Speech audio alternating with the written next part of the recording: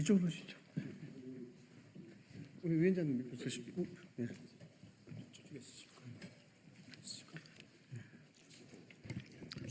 네. 괜찮습니까?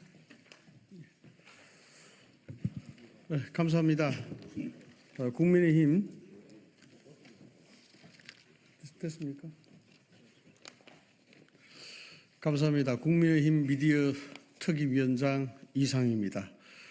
그야말로 참 기가 막힌 현실입니다. 민주당이 오늘 30일에 방심위원장의 청부 민원과 공익신고자 탄압 등의 진상규명 청문회를 연다고 합니다. 참 기가 막힌 일입니다. 청부 민원이라는 말도 여기에 맞지 않는 얘기고, 또 공익신고자를 탄압한다는 말도 어불성설입니다. 실질적으로 그 청문회를 하기 전에 민원을 제기한 사람들의 정보가 불법적으로 유출이 됐고, 거기에 대해서 지금 사법기관이 수사를 하고 있습니다. 그 수사를 하는데 불법적으로 청문회를 열어서 이런 부분들을 청부 민원이라 규정을 짓고 여기에 대해서 조사를 한다고 그러면은 실질적으로 국회가 입법권이 사법권 영역을 고의적으로 침탈하는 것이 됩니다. 그래서 이것은 단순히 어떤 정치적 차원이 아니라 이거는 상권 분립의 차원에서도 엄중히 다뤄져야 될 그런 문제라고 생각이 됩니다. 민주당은 청문회를 주장할 것이 아니라 민원을 제기한 사람들의 정보가 어떻게 해서 불법적으로 낱낱이 공개가 되었으며 그것이 어떤 경로로 이루어졌는지에 대해서 수사를 촉구해야 될 입장이 아닌가 생각이 됩니다. 다시 한번 역설적으로 이야기하자면 민주당의 이러한 태도는 사법적 영역을 침탈함으로 인해서 지금 전개되고 있는 탄핵 정국 그리고 이재명 방탄에 그 초점을 맞추고 있는 것이다, 그렇게 생각이 됩니다. 그래서 오늘 이 관련 기자회견을 개최하는 것입니다. 우선 오늘 기자회견을 위해 공정언론 국민연대에서 함께 해주셨습니다. 회견 앞서 잠시 소개해 드리겠습니다. 오정환 공언연 공동대표입니다. 김대회 공동대표입니다. 김영태 사무총장입니다. 석우석 대외협력단장입니다. 허무호 공정감시단장입니다. 이홍열 운영위원입니다. 허종환 운영위원입니다. 이영태 운영위원입니다. 정준규 운영위원입니다. 예, 바로 이어서 오정환 공언연 공동대표의 기자회견 발표가 있겠습니다.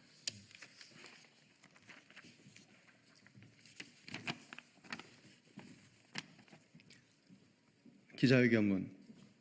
민주당은 청문회가 아니라 수사를 받아야 한다. 작년 12월 25일 MBC와 뉴스타파는 방송통신심의위원회 민원인들을 추적해 보도했습니다. 민원인들과 유일임 방심위원장이 친인척 관계라는 주장이었는데 시청자들은 그보다 MBC 기자들이 들고 다니던 정보 내용에 경악했습니다. 방심위에 민원한 사람들의 개인정보가 적나라하게 유출된 것입니다. 앞으로 누가 신변 보호를 믿고 공공기관에 민원하고 신고를 하겠습니까? 대한민국 체제에 대한 신뢰마저 위협하는 일이었습니다.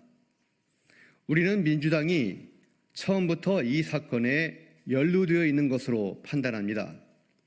유출된 정보의 수준이 단순한 민원 기재 정도가 아니었습니다. 방심위 민원란에는 가족 관계는 물론 주민등록번호도 적지 않습니다. 그런데 MBC 기자들은 유일임 방심위원장의 아들과 동생 부부, 처제 부부, 외조카까지 알아냈습니다. 나아가 동생 부인의 직장 동료와 유 위원장 전 직장 때 지인의 가족이라는 사실도 알고 있었습니다. 경찰이나 행정안전부, 국회의원의 도움을 받지 않으면 불가능한 일이었습니다. 추정의 단서는 MBC가 제공했습니다. 작년 12월 25일 뉴스데스크에 배조환 기자가 출연해 이렇게 말했습니다. 국회 과방위 소속 한 의원실과 권익위원회에 공익신고가 접수됐고 이 내용을 입수하게 되면서 취재가 시작됐다. 다음 날 MBC 라디오 시선집중에서도 이재욱 기자가 말했습니다. 국회 과방위 소속 의원실과도 관계를 맺어오고 있었는데 그러던 중 한 의원실을 통해서 자료를 입수해서 결국 보도에 이르게 됐다. 현재 MBC와의 특수관계를 고려하면 민원인 개인정보를 넘긴 과방위 의원은 민주당 소속이 확실하다 할 것입니다. 그런데 그 민주당의 과방위 의원들이 청문회를 연다고 합니다. 이제 막 경찰 수사가 본격화되는데 말입니다. 청문회 이름이 방심위원장의 청부 민원과 공익신고자 탄압 등의 진상규명 청문회입니다. 의혹도 아니고 단정한 것입니다. 그렇게 확실하면 그냥 고발하지 왜 국민 들여 청문회를 합니까? 아니, 수사도 재판도 필요 없고 그냥 처벌하면 되지 않겠습니까? 청문회 증인 명단에는 수사 관계자들이 대거 올려져 있습니다. 민주당이 개인정보 유출 연루 의혹이 있는데 그 민주당의 의원들이 경찰을 불러 추궁하게 된 것입니다. 도둑이 경찰을 잡아갔다고 해도 그보다는 이상하지 않을 것 같습니다. 민주당은 개인정보를 유출당한 민원인도 증인으로 불렀습니다. 내가 민원을 했소 하고 전 국민에게 공개되는 것입니다. 앞으로 대한민국에서 비밀이 보장될 줄 알고 민원을 한다면 바보 취급을 받을 것 같습니다. 어쩌다가 나라가 이렇게 됐습니까? 민주당이 청문회를 강행하는 이유가 자신들의 혐의를 가리기 위한 것인지 아니면 수족처럼 부리던 이들을 보호하기 위한 것인지 몰라도 부당하고 부도덕한 행위입니다. 이쯤에서 멈춰야 합니다. 개인정보 보호는 민주체제 존속의 문제입니다. 누가 이를 훼손했는지 더구나 정부 기록까지 불법으로 유출했는지 밝혀야 합니다. 그래야 같은 일이 재발하지 않습니다. 그러니 민주당은 수사를 방해하지 말아야 합니다. 진실을 밝히고 책임자를 단죄하는 데 협조해야 합니다. 2024년 9월 24일 공정언론 국민연대. 네, 감사합니다.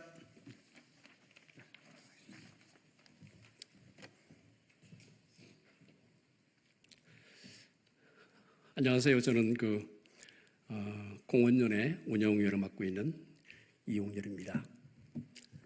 공원연은 그동안 우리 방송의 불공정 보도 사례 이런 것들을 모니터링해서 방심위에 심의 요청을 하고 또 언론에 배포를 해서 공론화하는 이른바 언론 감시 시민단체 활동을 해오고 있습니다. 벌써 횟수로는 한 4년째, 만 3년이 넘었습니다.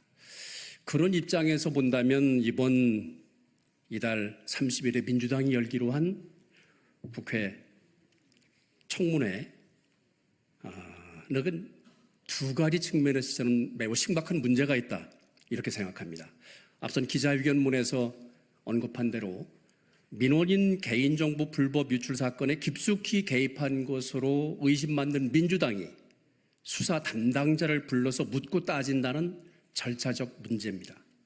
수사 외압 우려 때문에 수사 중인 사건의 증인 채택은 가급적 신중해야 한다는 것이 상식입니다. 그런데도 담당 경찰서장을 포함해서 30여 명을 증인으로 부른다는 것은 적반하장이며 명백한 수사 외압이라고 생각합니다. 두 번째는 공적기관이 민원인의 정보를 유출한 중대범죄 수사를 언론 탄압, 언론인 사찰 운운하면서 공격하고 있습니다. 방심위는 아시는 대로 언론사가 아니고 심의 규제 기관이죠. 방심위 직원에 대해서 법원이 발부한 영장을 집행하는 것은 언론 탄압도 아니고 언론인 사찰도 아니고 정상적인 수사 행위입니다.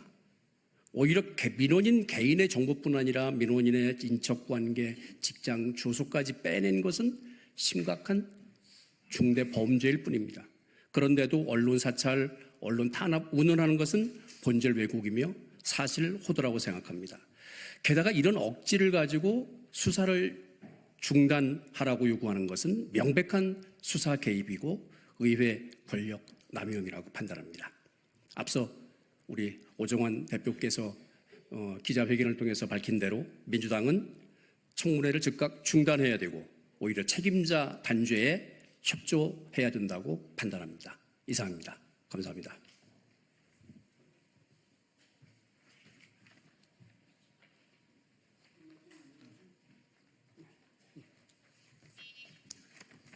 감사합니다. 이상으로 기자회견을 모두 마치겠습니다. 고맙습니다.